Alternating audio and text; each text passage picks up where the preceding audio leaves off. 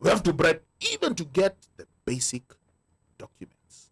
Okay. Why do we have to bribe? Why do we have to pay somebody to get what you rightly deserve? Birth certificate or whatever. So the argument was, when girls were being blessed genetically with thinking capacity, as we were denied thinking capacity. Okay. And I think that was the genesis of the career. Sasa anza kupatia watu chance waongee. Ngoja Okay, sir. Mika. No. So I know this is a very explosive conversation It is. with everybody wanting to chime in. So we're gonna give everyone a chance. There's even a guest that we have in studio, and the guest is so heated up that he now wants to be part of the panel. we're gonna.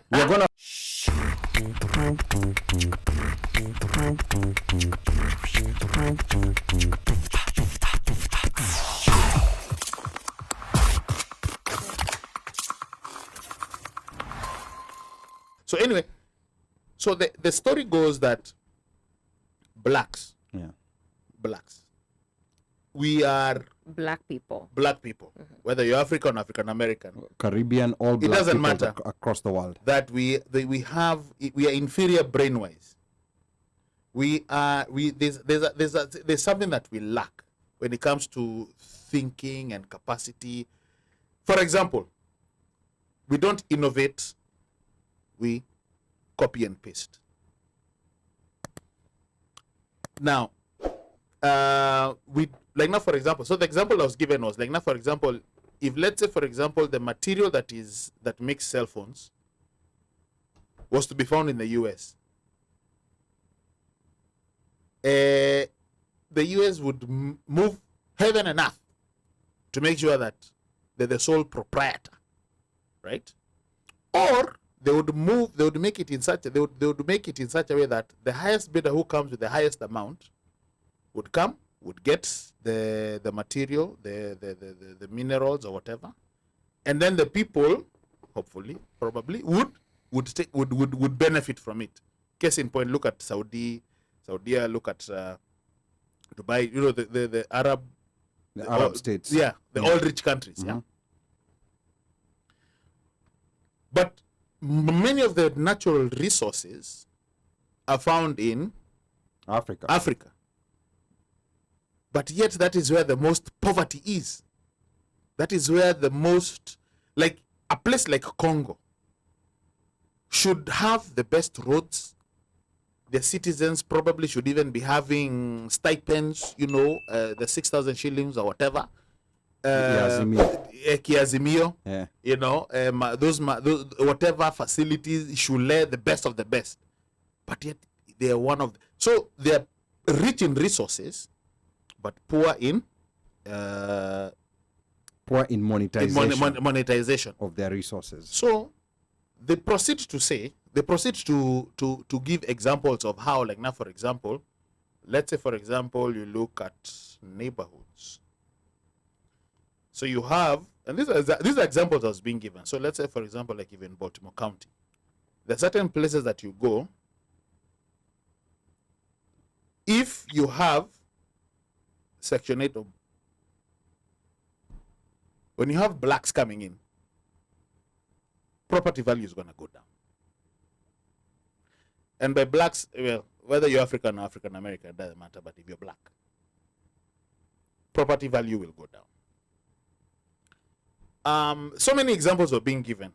Okay. Right. So these are just examples. These are just These are not examples. factual. No, so this is no. just examples from a conversation When I say, that you have. but Can Can I jump? let me finish. Let me finish. Wacha No, it's uno not a amalize question. kwanza. I just want to clarify context. Was this a white person talking or black No, person? these are Kenyans. These are Kenyans. These are Kenyans Okay. we are Yeah. talking about. Yeah. These are Kenyans we having a were all discussion. at the game together. I just when- wanted to when- know the conversation. No. We came from were where. all at the game together when Arsenal was winning last week in Baltimore, like we always do. So this Who conversation came was back? happening then. Yes. But let's go. After. I could leave. Yeah. So- but let's go back to Uno's So now- conversation.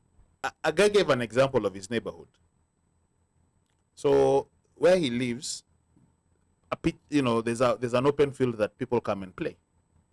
So when the Blakes come and play, it's not only left in shambles. There's a lot of litter. There's a lot of madogodanya that goes on, and this is actually So there's a coach, or there's a supervising adult, right?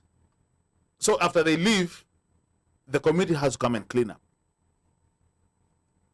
But when it's a white adult with other kids, white kids, people clean after themselves. And he was saying that he finds it hard to want to say, okay, to support, right?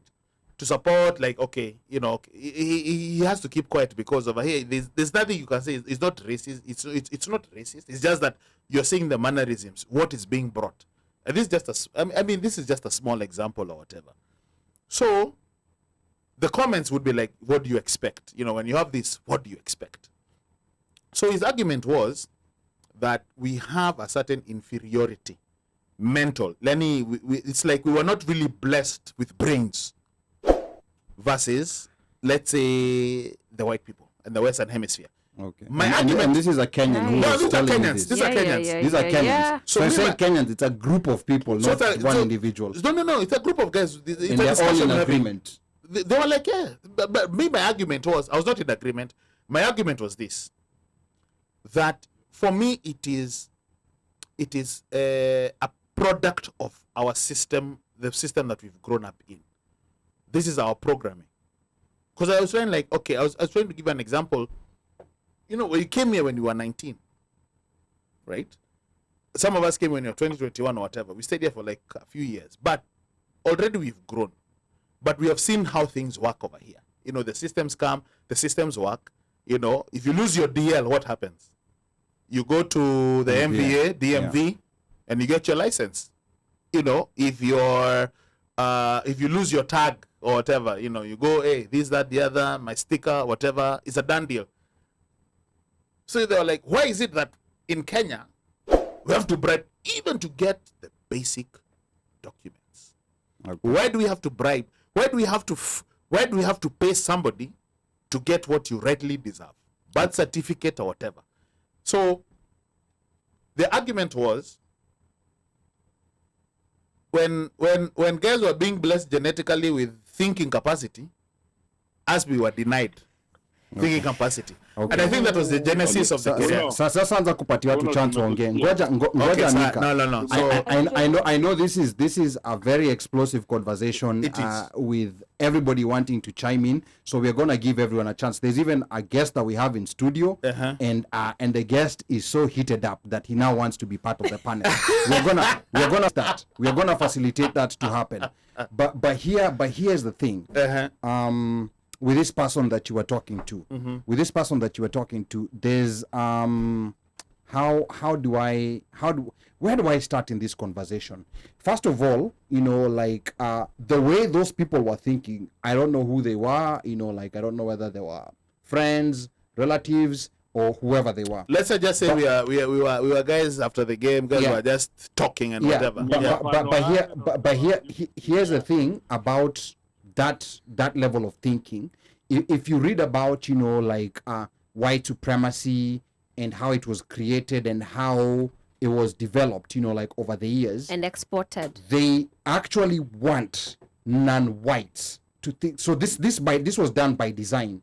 They want non-whites to think like that. So these guys, unfortunately, they are victims. They're victims of that. And there's a lot of, for white supremacy to thrive, there has to be some black participants who are actually engaging in that narrative. Even that study of what they called eugenics at some point, where they were trying to prove that whites are more superior in thinking. There's a couple of black people who get caught up and start believing that stuff. Now here are the facts on the ground. Here are the facts on the ground, in as far as even just not even going historically. Let's just talk about the current situation. The problem with how people talk about blacks and how people talk about Africa is based on worst case scenarios. Like when you look at media or any part where Africa is being represented, they usually take the worst case scenario.